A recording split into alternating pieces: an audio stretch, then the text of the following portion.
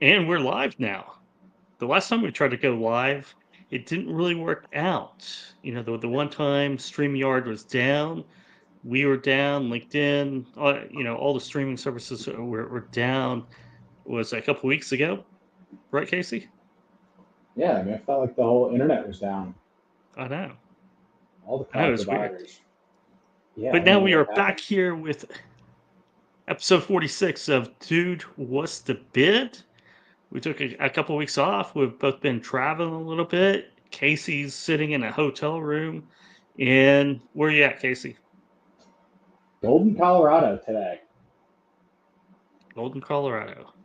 That's That right. is a city that I've never been to, but I have drank my fair share of products that come out of there.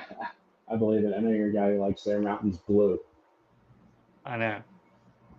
It's good I stuff. My know. grandfather loved Coors Light. Just go to anytime we went to dinner. I did too. I shouldn't really say I grew up drinking Coors Light, but uh, I drank a lot of Coors Lights, and then I got into Coors Golden, and Yeah, banquet the beer, whole baby. Smoking the Bandit east of the Mississippi Coors beer, that folklore. Okay, I don't know if I'm familiar with that. I I have to confess, I've never actually seen Smokey and the Bandit. you got to watch it, man. I It just know. you got to watch it. You're in trucking and transportation. The lines are still as witty today as they were back in 1970, whatever it was, 77, 78. It came out the same year as Star Wars did. It's wild. I Yeah, know, I right? mean, Burt Reynolds, man, guy's a classic. When he passed away, I swore to myself I'd get to it, but You got to. one reason or another, I will. I promise, Kev. Before we regroup next week, I promise I will have watched Smokey and the Bandit. You should. You should. You know who texted me out of the blue the other day? Maybe a month or two ago. Just completely out of the blue, right? Our old friend Andrew Cox. Ha! You know, and That's he what he was like, does. He pops huh? up every once in a while. He just Yeah, pops I know, up. right? Yeah. So yeah, he's at Stiefel now, equity analyst there with Bruce. But out of the blue, he texts me. He's like, "Dude, you are so right. Smokey and the Bandit is awesome." I think it was like 2 o'clock in the morning or something. That sounds about right. That's It does. very on brand.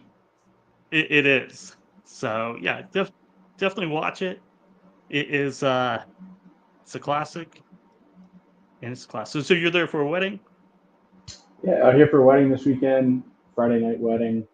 You know, got a Western chic themed welcome party tonight. So excited to wear denim shirt, polo tie, and Cowboy boots? no cowboy boots. I wish I had cowboy boots, Yeah. but it's chic. So like you can't you know become too much of a caricature. At least that's what I'm hearing from the other half. Nice. Nice. Well, let's kick it off with our guest. We have a special guest in the house tonight, or this afternoon. I guess it's not the night. But yeah, I went out and got a job myself at CarrierSource, and we're bringing on the co-founder and CEO of CarrierSource, and what we're up to these days is Rob Light, and we'll bring him on right now. Rob, Hey guys, how we doing? Doing good. Doing good. Welcome to the show. Thank you for having Welcome. me. Yeah, yeah. Let's let's have you introduce yourself. A little bit about your background and why you came up with the carrier source and kind of the genesis behind that. Yeah, so I'm Rob Light, CEO and co-founder of CarrierSource. Um, CarrierSource at its core, right, is a review website for trucking companies and freight brokers to build a fair reputation online. Very much think Yelp for the transportation space. My background is really in reviews. I was an early employee at a company called G2.com, which is the largest software review website out there.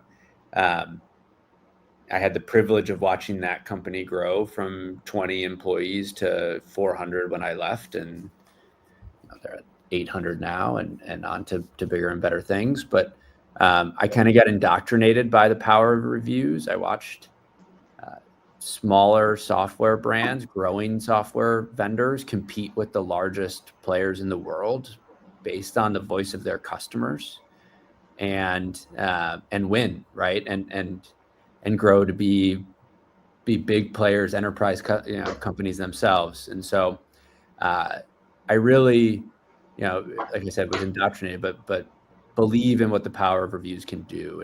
And then around the time of one of our later funding rounds there at G2, I had a buddy come to me who's been a broker in Chicago at that point for 10 years. And he was like, man, G2's raising a lot of money. What do you do?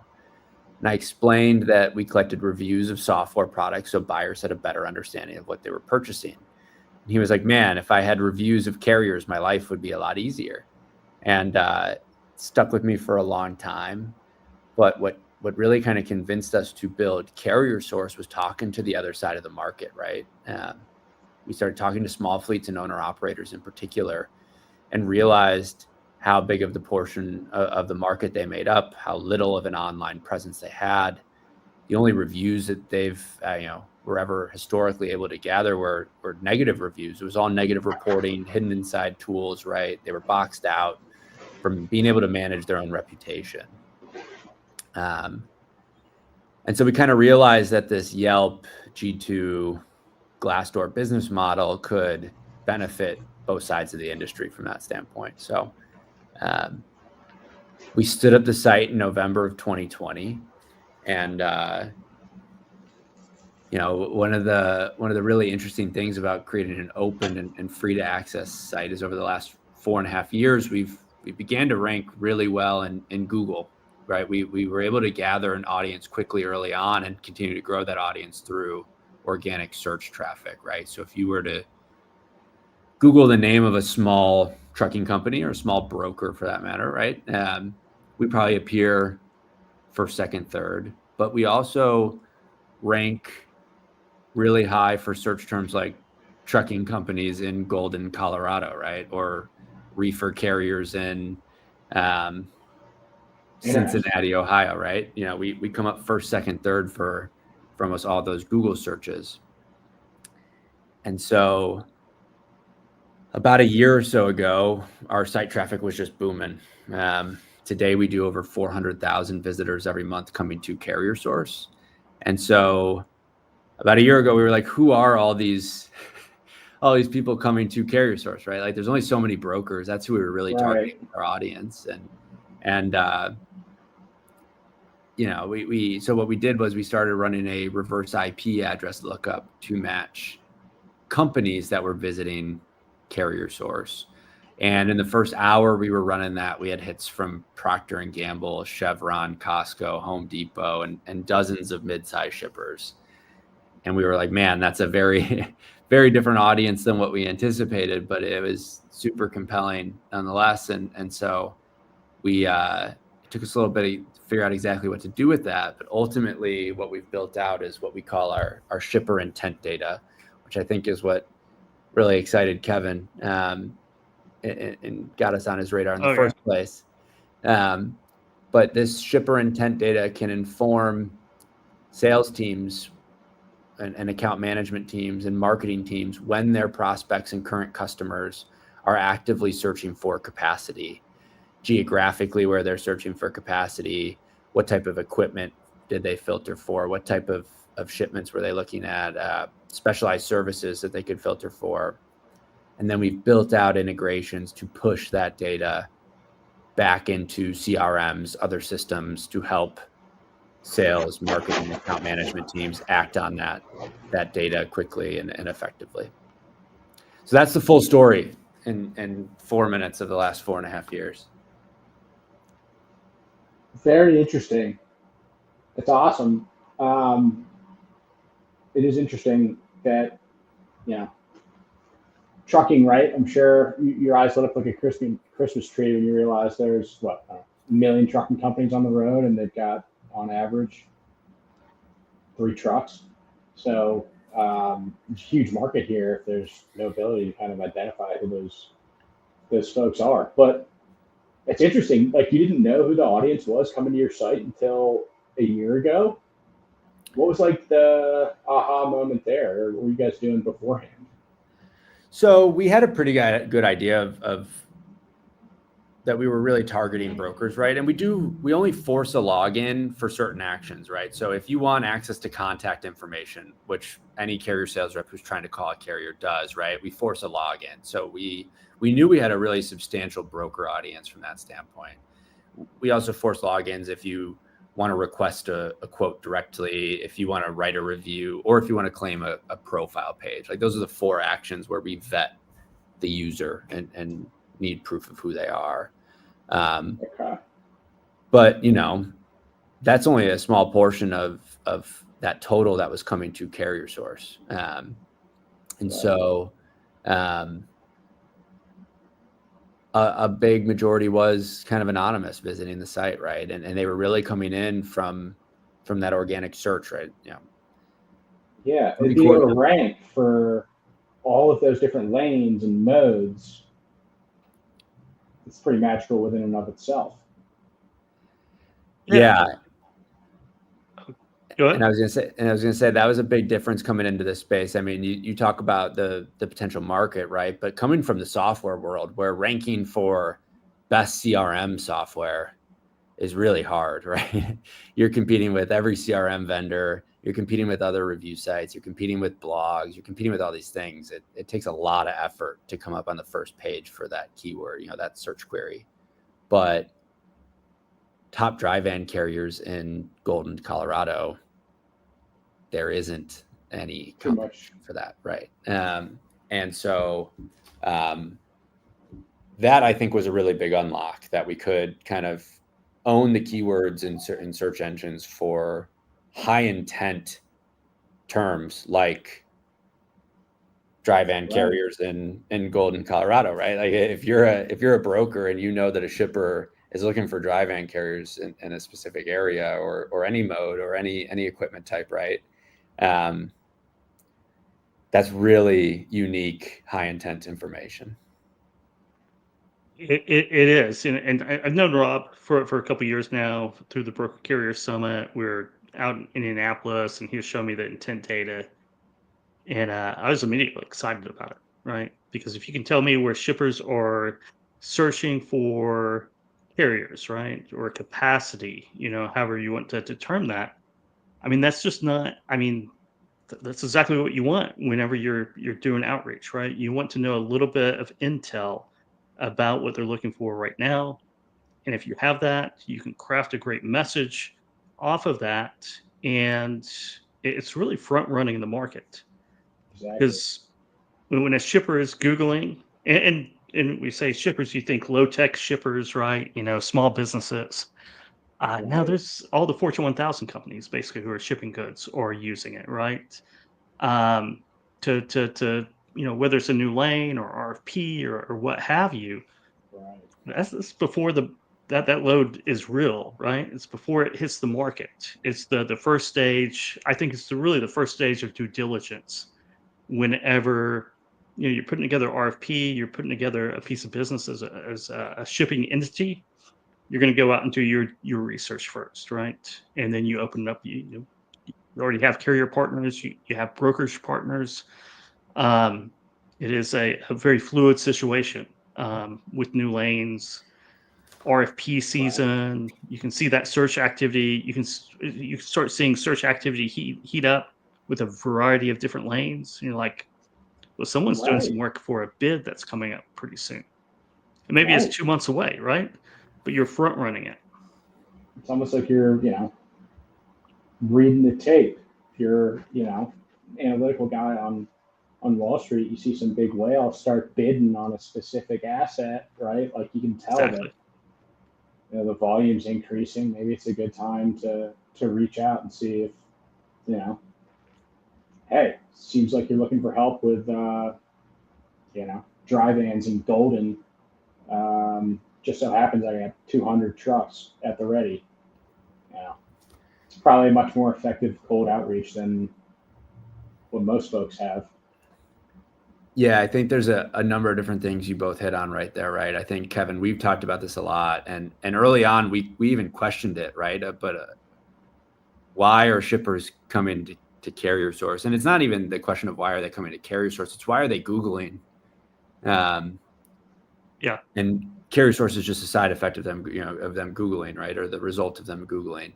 Yeah. And I think there's a few different reasons for that. Like you mentioned, Kevin, right? They are doing due diligence for a project or a new mini bid, or maybe even an annual or longer term RFP that they have coming up, and they're just loosely looking for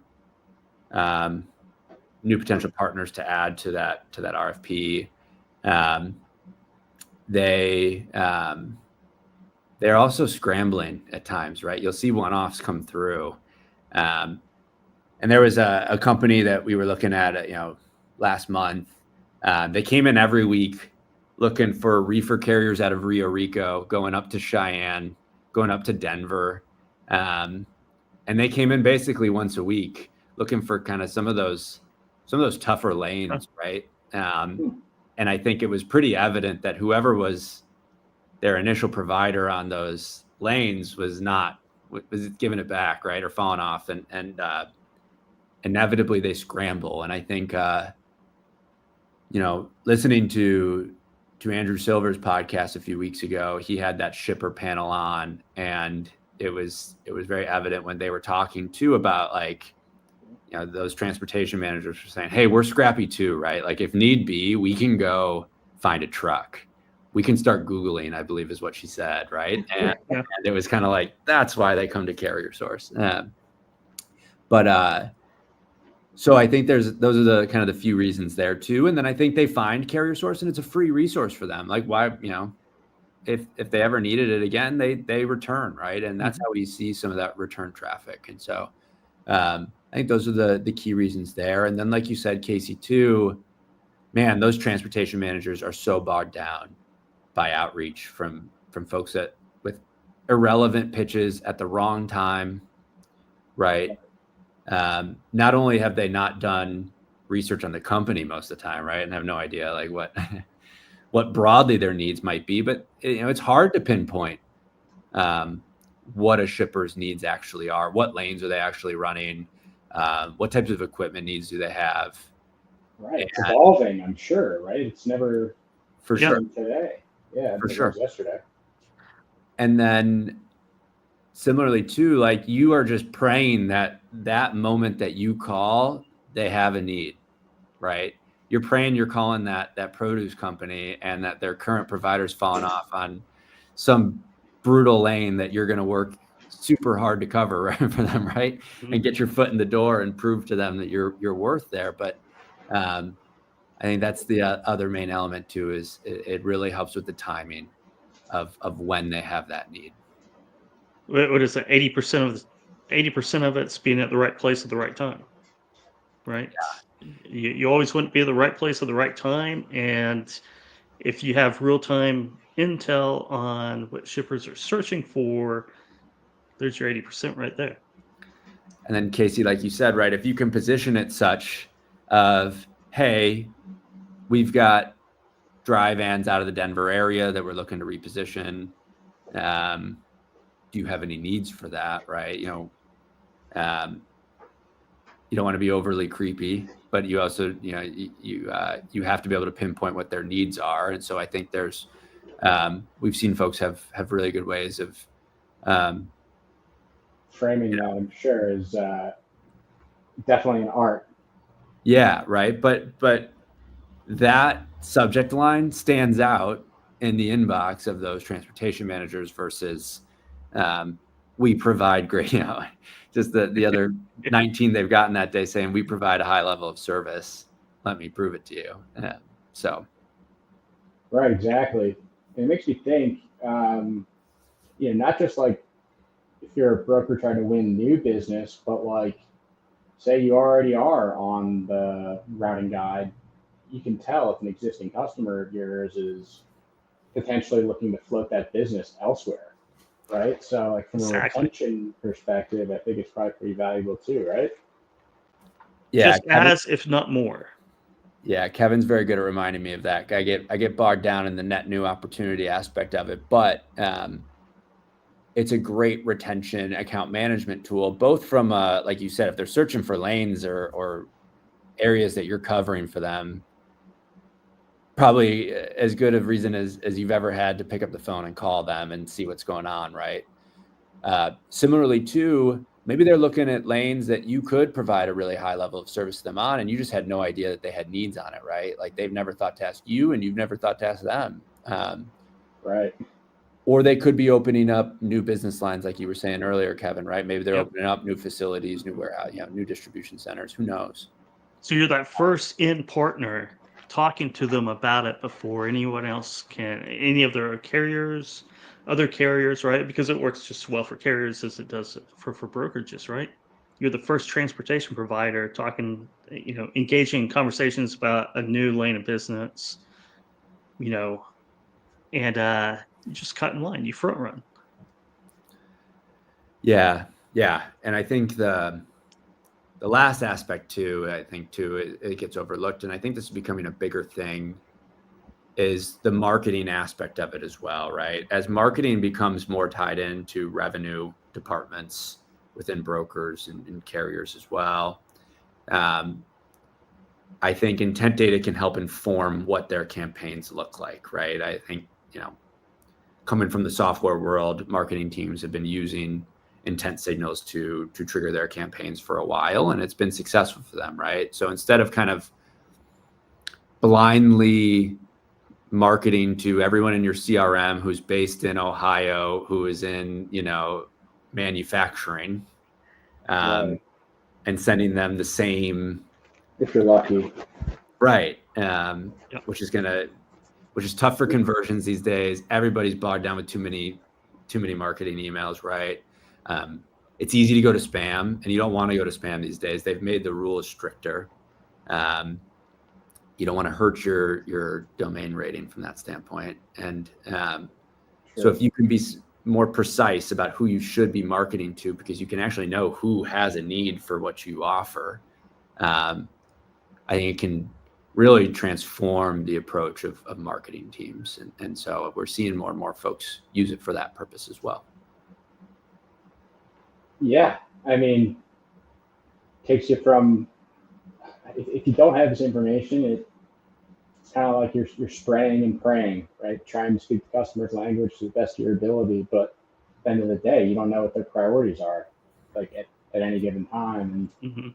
And as we know, right, those things change pretty quickly in this industry. As new lanes develop and new freight needs to be moved.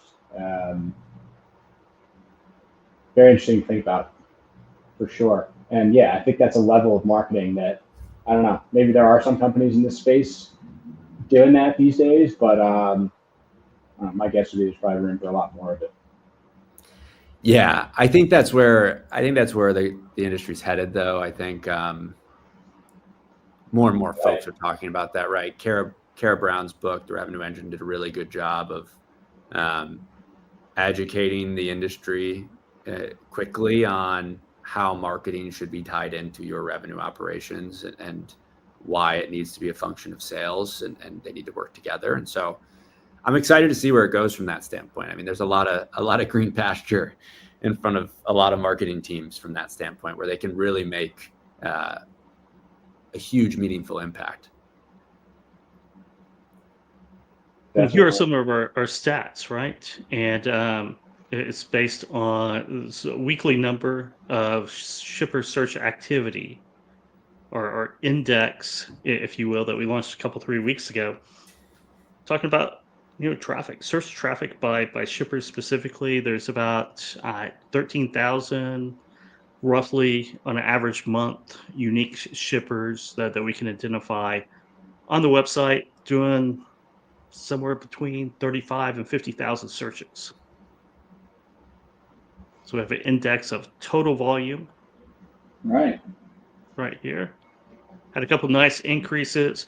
What you can really see is around the 1st of April, just a dive, right? And what else happened around the 1st of April? I think there were some trade wars going on, Kev. I think so. Yeah, I think reciprocal tariffs. I think it was April 1st or April 2nd. Uh, Wow, so that's yeah, astonishing. yeah, What a cliff. I That's know, right? unbelievable. I think did I hear today that maybe some of those tariffs are going back into place? I think you probably did. Yeah, yeah. We're coming up on it. July 8th. July 8th is the 90-day pause. At the end of the 90-day pause, it's anyone's guess at what policy will be like July 7th, 8th, and 9th, right? What will really happen? There's a lot of talk. Who Right. knows? Probably a lot of freight still to be moved between now and July 4th, right? Yeah. Yep. It's always a hot seasonal season, isn't it? I feel like It is. Yeah. The week leading up to July 4th, definitely. This is by equipment type. So we see changes week over week in searches for specific equipment type with dry van, open deck, final mile, power only, and then reefer. interesting. So is that in order of volume too? So dry van is the most popular equipment type Actually, open deck. for open deck. Okay. Yeah. Which is Which makes sense, right? Because open deck, that includes, flatbed to oversize. Those are the harder carriers to go out and source. okay. That makes sense. Very cool. Yeah, I think Dry van's always up there. yeah, dry van will always be up there. I think interesting uptick in reefer too, over the past couple weeks, which also probably makes sense from some seasonality standpoints there. So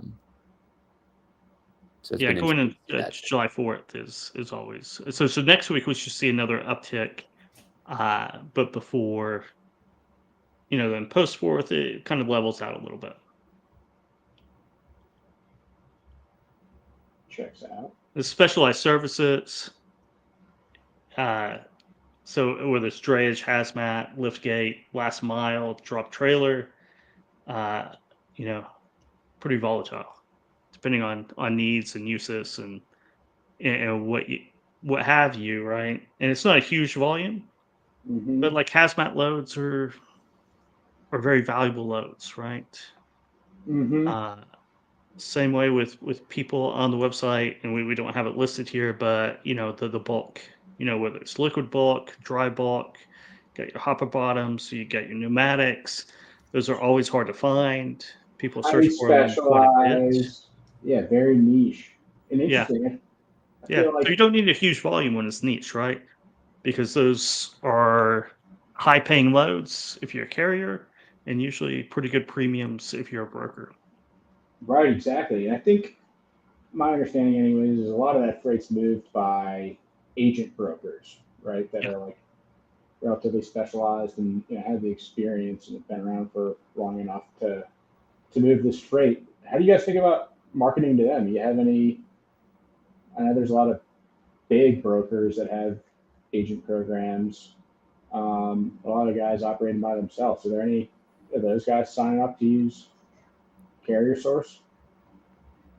We have a lot on the carrier sourcing side of it, right? We've got plenty of agents that are out there using us to find good carrier partners to work with. I think it's funny you bring that up because Kevin and I have had some conversations around that, right? It's an interesting model. I think we are working on a few different opportunities, right, where to potentially provide to be a preferred vendor of kind of the parent company of agencies, of the agents, right, and be able to provide our intent data down to their agents. So yeah, we're working on some of those. Yeah, yeah. So whether it's corporate level or agent level, it really differs between agency model to agency model, and it's Right. kind of it's complicated, right? It's Definitely. just complicated. But yeah, we're doing that definitely. Here's a heat map, right? County level map of where shippers are searching for capacity. You can see, of course, the Southeast is always hot, the Midwest is always hot, and then you're seeing a little bit more action around the ports. Going back to the surge in imports, or an increase in imports. I don't know how much of a surge it's going to be, whether it's going to be muted or it's going to be something considerable. But we're coming up on the pause. Everything seems to be uncertain right now. Right. Yeah. Back and wait and see. Yeah.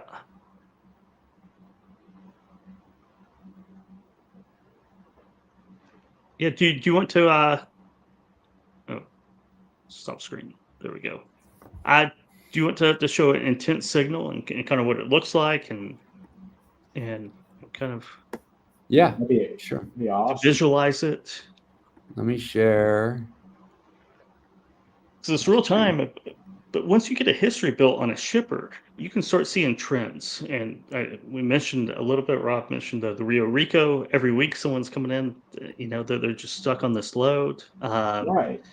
Yeah, I found a really neat construction company Oh, that was looking for oversized loads. The origins were like Chicago and Canton and Newark, all going down to Mims, Florida, which isn't too terribly far from where you are now, Casey. But it's if you Google it, it's right across the bay from Cape Canaveral.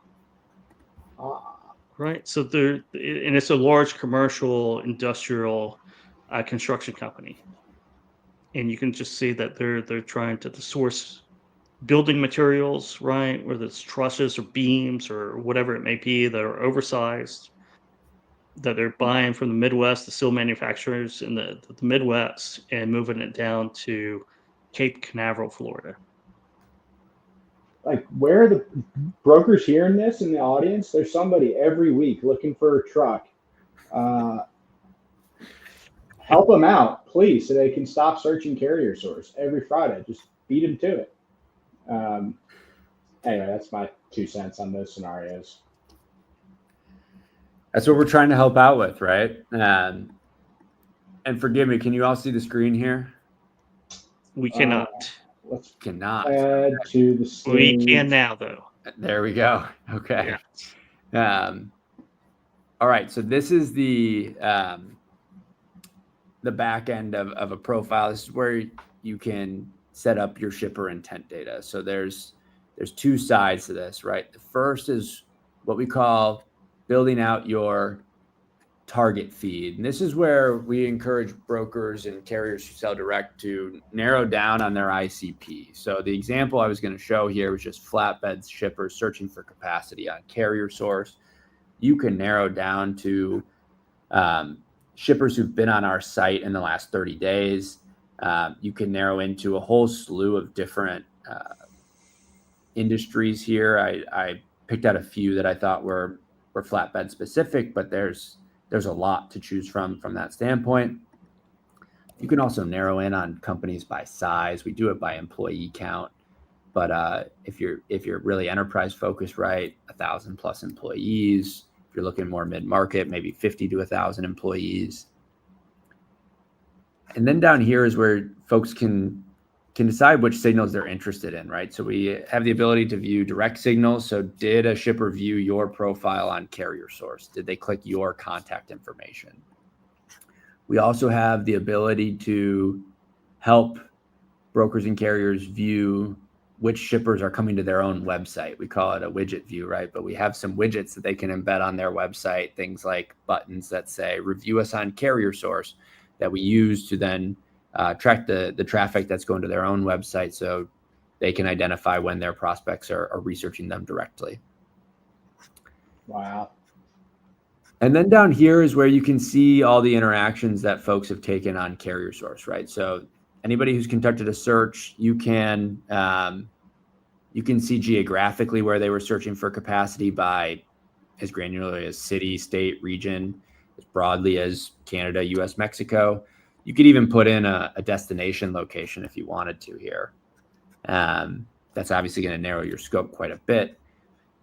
And then down here is you can select which search types they conducted on the front end. So what did they filter for, right? You can choose by commodity type. You could choose by equipment type. So let's call it flatbed. We can include step deck in there, oversized. Include the low boys. Give me the low boy. You got to throw the low boys in there. And then you can see which shippers fit that filtered criteria. So in the last 30 days, there's been 29 shippers who have filtered for those exact things. So here is the example. Kevin, I think this is the example that you were. Yeah, it is. Yeah. Yeah, here we go. That they were shipping down to. They've been looking for oversized from all over, going down to Mims, Florida, right? We can see that they first came to CarrierSource on June 19th from a Google search, right? Looking for originally flatbed or step deck out of El Paso. Then they started looking for oversized from Newark to Mims. They came back the next day looking for oversized out of Newark, assumingly going back to Mims. That same day, later that day, they were searching for Canton to Mims, broadly in Blackstone, Illinois, and in Ohio.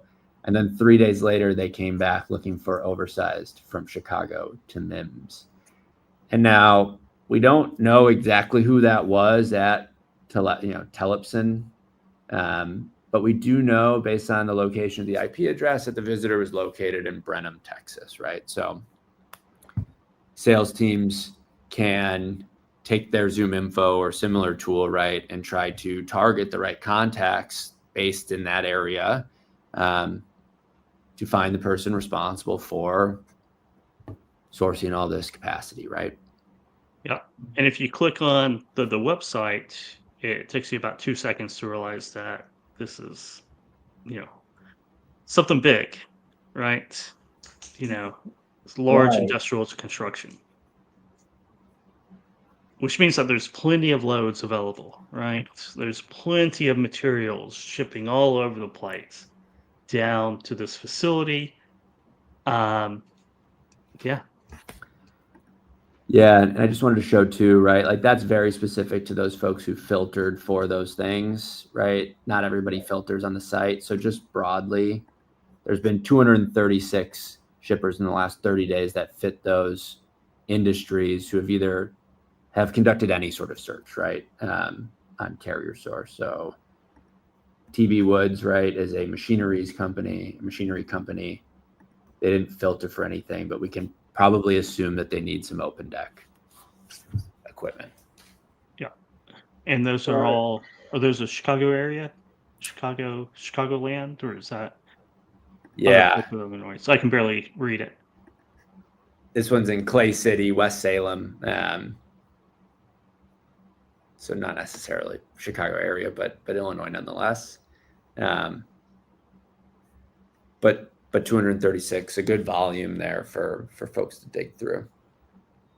Yeah, so a good call, I sent a lot of stuff up to Illinois, boom, boom, boom, moving stuff out across the country. What do you have? Maybe not what do you have, but along those lines, right? That kind of message. Yeah, something like that. You can leave the framing up to the salespeople, but like this is very cool stuff. It's something that you can see. I don't know. And what we do here, right, is like the success to an outbound call or email or outbound communication, the ratio between outbound and opportunities completely shrinks, right? You're talking, third, a quarter of the calls to the same amount of opportunities. So it's 100 calls a day. You get down to about 25 calls a day and collect opportunities. Right, because you're actually having real conversations about freight that needs to be moved. People are answering the phone. Yeah, or freight that's going to move in the future, but they're dealing with it today, right? So those Absolutely. opportunities might take a couple months whenever that comes online to really generate real income, right? Real cash through the door. But you're not gonna have that opportunity if you wait 3 months, right? You need to strike when the iron's hot, be in the right place at the right time. True. And I guess all these brokerages have been working on like freeing up time on their people's hands with automation and AI, their inboxes, one way or the other. This is the type of stuff you want to free your people up for, right? Like going to win new Exactly. business. Yeah, revenue producing activities, right? That's what everyone Mhm. says. Yeah, exactly. I think even just from the reps perspective, like, man, cold calling's hard, like cold calling sucks. It's not Yeah. it's a tough game. And especially when you have nothing to hold on to, right? When you're just calling with, banking on your charm and the right opening line and whatever it might be, like that's not an easy approach. And so even just having one morsel of information to hold on to have in your back pocket, to be able to get out in the first 15 seconds of talking to them, right? Really can make a difference in your confidence. It just makes the call easier. You're more eager to make that dial, right? Because you know what that need is. It goes back to Casey's point earlier, right? About account management and Rob's point as well. Account management is so expensive to bring on to onboard a new customer in a brokerage or on a carrier as well, right? A lot of things have to go right.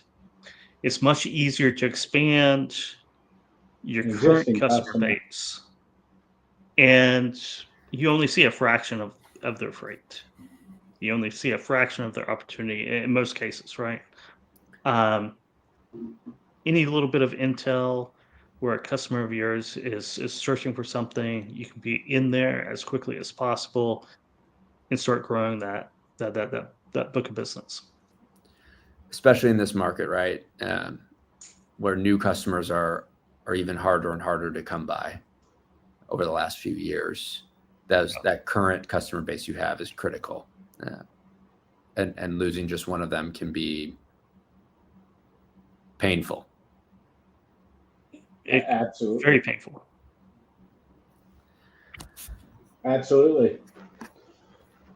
It's very, very interesting stuff. I mean, do you have anybody like who could you set it up? Say you've got, I don't know, 20 high producing sales reps at your brokerage, or have a flag for any time one of their accounts is looking for capacity, like that guy gets notified that. Yeah, good segue there. So I was just going to show, right? We've built out some integrations, right, to push this data to those reps' fingertips. You do have the ability to export some of that data out, put it into a spreadsheet if that's how you're operating things, right? But we see folks have a lot of success when we are pushing it into HubSpot or Salesforce or working on some other CRM integrations.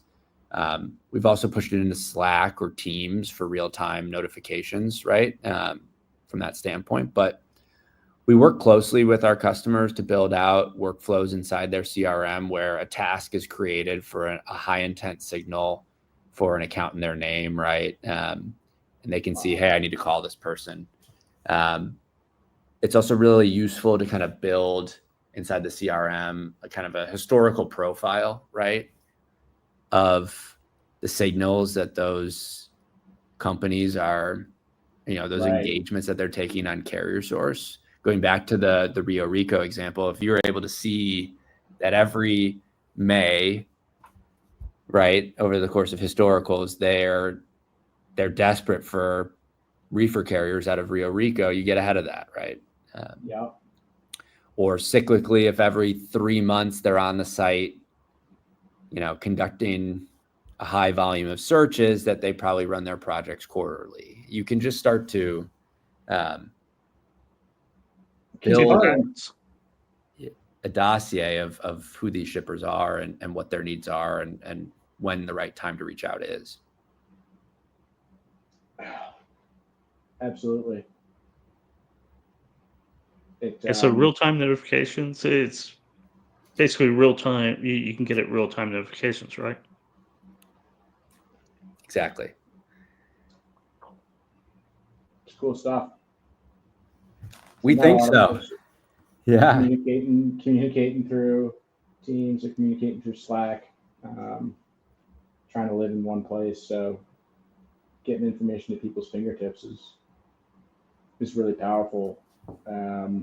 Just like there's just so much noise and friction between freight getting moved, and I feel like something like this really kind of helps close that gap. Yeah, and at the end of the day, the shippers are on CarrierSource because they have a problem. They need a solution to their problem, right? And so they don't mind. And again, I took this away from the shipper panel on the freight pod, but like they don't mind people reaching out to them. That's not the problem, right? It's the irrelevant outreach that they receive, the thoughtless outreach, the standard generic email that they receive. That's the stuff that bogs them down and frankly hinders the industry as a whole, right? And so they don't mind folks reaching out to them to help solve the actual problems that they have. Like that's why they're Googling, that's why they're scrambling, that's why they're on CarrierSource, that's why they're doing due diligence, because they have those problems, they need them solved. And so right, want to help folks be the providers that can solve those problems for them.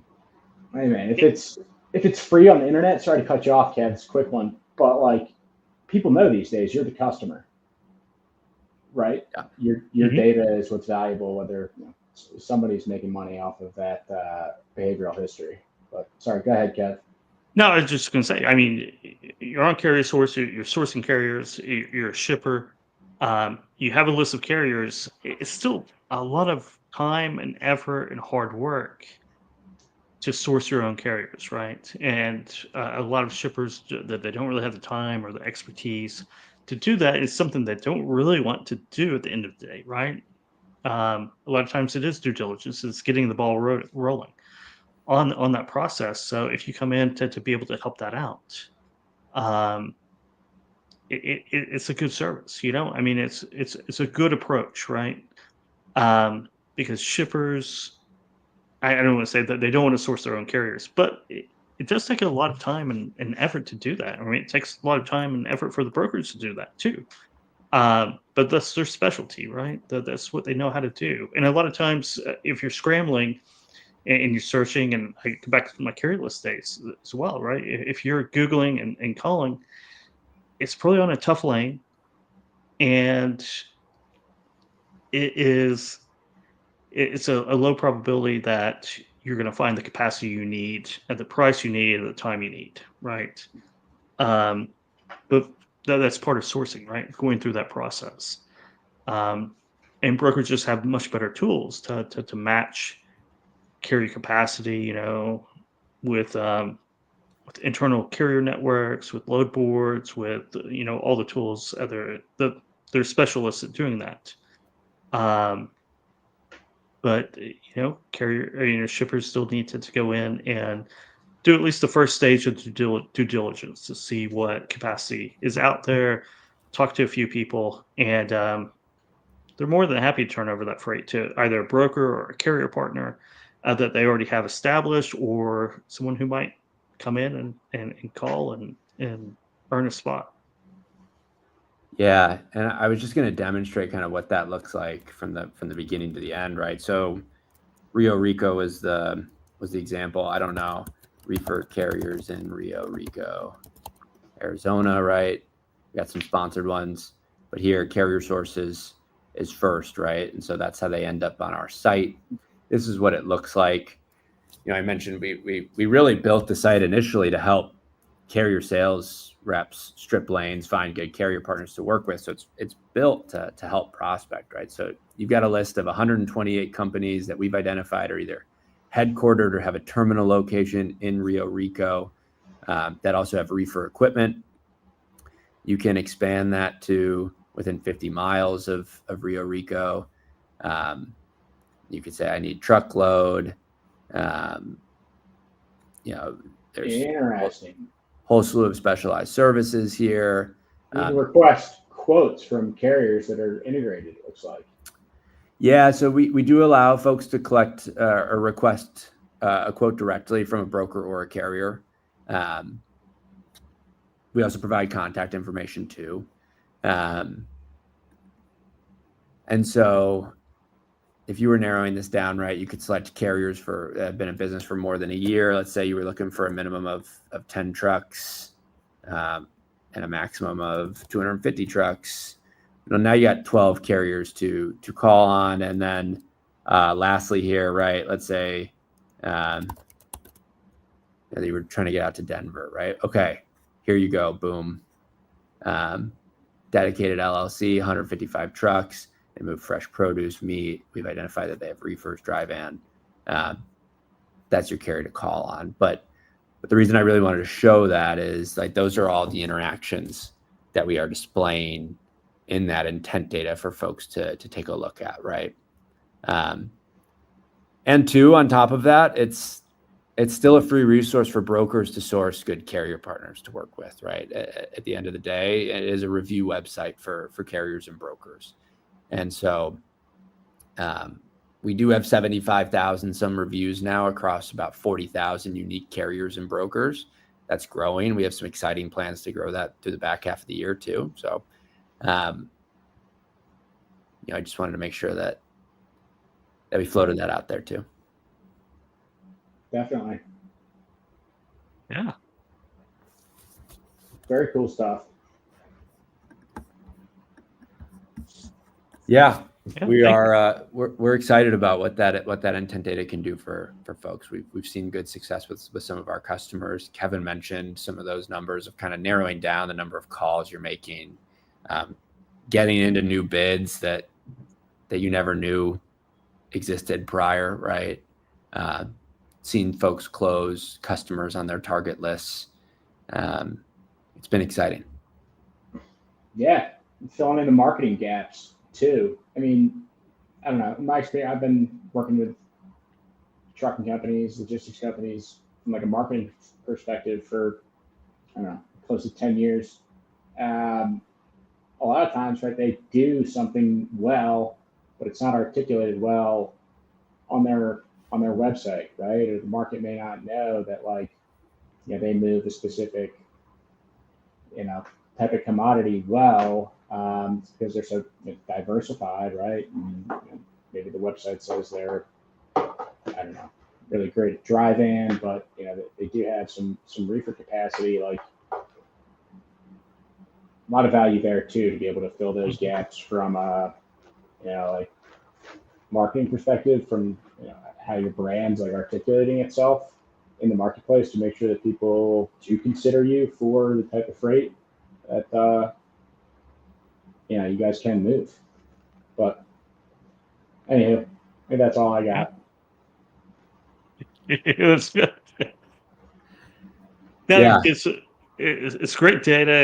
It's really interesting. I dig into it more and more every day, and you can start. You get fluent in it, and you can start really seeing the patterns, and that's when the game really changes. Once you start seeing the patterns and be able to react and just have your messaging automatic based on what you're looking at. And I think one of the early success stories, I think this is great, is 29 outreaches to companies from intent data, 8 opportunities. You can write down 8 opportunities, right? That's the first stage of everything. If you can start doing that, you start converting. Definition of smarter, not harder, if I've ever heard it. It's Definitely. unbelievable. Definitely. This sniper's approach. Yeah. Well, thanks, Rob, for dropping by. Always a pleasure. Talk to you every day now. So, but yeah. So to learn more about CarrierSource, what's the best way to do that? Yeah. Encourage everybody to come to the site. Like we said a few times, right? It's a free resource for everybody. The site's CarrierSource.io. If if you're ever interested in getting connected with me directly, it's just rob@carriersource.io. Happy to talk and share more. Yeah. Or you can DM me on LinkedIn. I can fill you in as well. But yeah, thank you, Casey. Happy Thursday, boys. Holler at Rob, holler at Kev. If you're a broker or carrier and you don't have this data, I think you should. Thank you guys for having me on. Appreciate it. You bet. Thanks, Rob. Talk to you soon. See you, Rob. So wedding tomorrow. Wedding tomorrow. Western party tonight. So yeah, it'll be good. Do a little bit of dancing. Fun. Be a good weekend. What are you up to? This weekend, I am going to a pre 4th of July kind of fireworks show tomorrow night, I think. Ooh, sounds like fun. Yeah.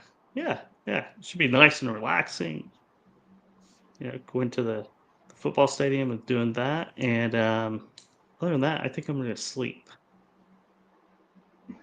I need to get my sleep back in. So that's probably what I'll be doing. But yeah, Sounds be good, fun. man. Be fun. Definitely. Well, I know. And then Thursday, let's do another show. Let's do it. I don't know who we'll have next week, but We'll find somebody. Definitely. We'll find somebody. We'll find a guest. If you want to be a guest, DM me, DM Casey. We'll get you on here. No big deal. But until then, have a Peace. good weekend. Go out and make some margin. Go out and make some money. Yeah, somebody go service that shipper in wherever it Texas, is yeah. in Yeah. Texas. South Texas, yeah. But anyways, all right. See, All Kev. I promise I'll watch Smokey and the Bandit between now and then. Yes, definitely. You have to watch that. We're gonna have a conversation about that next week. Pop quiz. I'll be ready. Promise. All right. Cool. All right. Take care. Have fun. See ya.